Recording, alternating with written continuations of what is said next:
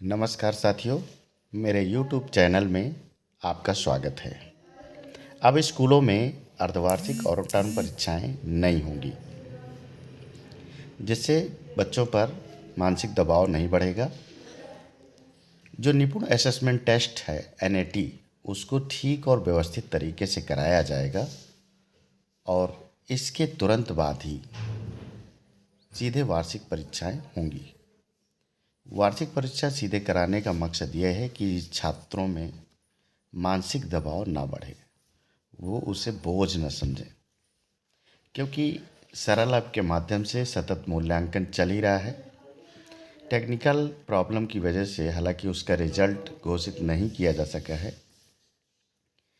पूरी न्यूज़ इस प्रकार से है, परिषदीय स्कूलों में नहीं होंगी अर्धवार्षिक और टर्म परीक्षाएं। निपुण टेस्ट के बाद सीधे वार्षिक परीक्षा देंगे 8वीं तक के छात्र।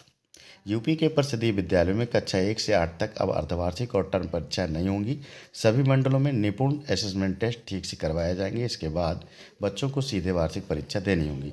बेसिक शिक्षा विभाग का मानना है कि हर महाविद्यालयों में सतत आंकलन किया ही जाता है, जबकि NAT 8वीं तक की कक्षा का हो रहा है। ऐसे बच्चों पर परीक्षाओं का बोझ न बढ़े, इस फैसले की वजह से शिक्षकों की व्यस्तता और कई अभियानों की जिम्मेदारी भी बताई जा रही। दरअसल कोविड के दौरान बच्चों की पढ़ाई ठीक से न हो पाने के कारण केंद्र सरकार ने निपुण भारत अभियान शुरू किया। प्रदेश सरकार ने भी इस अभियान के तहत ट्रेनर तैयार किए, पढ़ाने के नए तौर तरीके शिक्षकों को बताए गए। इसके बाद इसी के अनुसार पढ़ाई के साथ बच्चों और शिक्षकों के ऑनलाइन मूल्यांकन के लिए सरल ऐप विकसित किया गया है। ऐप के जरिए लखनऊ मंडल में पहली बार ऑनलाइन परीक्षाएं भी करवाई गई।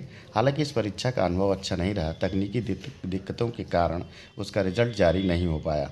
अब दोबारा सभी मंडलों में NAT करवाने की तैयारी है। NAT में विभाग और शिक्षकों की व्यस्तता के कारण भी अभी तक अर्धवार्षिक और टर्म परीक्षा नहीं हो पाई हैं। ऐसे में अब इनकी जगह सीधे वार्षिक परीक्षा करवाने का फैसला किया गया है। शिक्षक भी परीक्षाओं का दबाव कम करने के पक्ष में। प्राथमिक शिक्षक प्रशिक्षु स्नातक एसोसिएशन के प्रदेश अध्यक्ष विनय कुमार कहते हैं कि सतत मूल्यांकन चल ही रहा है। अब अयोध्या मंडल की न्यूज़ है, 16 को होगी अयोध्या मंडल के सभी जिलों में निपुण परीक्षा। अब 16 नवंबर को होगा। ये परीक्षा पहले लखनऊ मंडल के बाद 20 अक्टूबर को होनी थी। बाद में परीक्षा स्थगित कर नई तारीख 10 नवंबर तय की गई। विजय किरण आनंद DG 16 नवंबर को परीक्षा करवाने के लिए निर्देश दिए हैं। लखनऊ और अयोध्या के अलावा अन्य मंडलों में 22 और 30 नवंबर को परीक्षाएं होंगी। अब 8वीं तक ऑनलाइन परीक्षाएं करवाई जा रही हैं।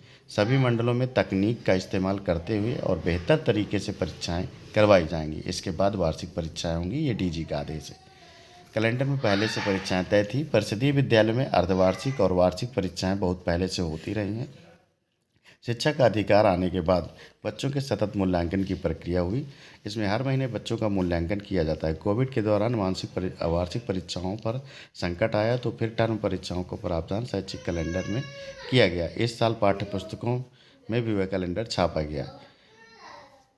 अक्टूबर के लास्ट में परीक्षा होनी थी, अब ये परीक्षाएँ नहीं होंगी। वीडियो पसंद आया हो तो उसे लाइक और सब्सक्राइब करें।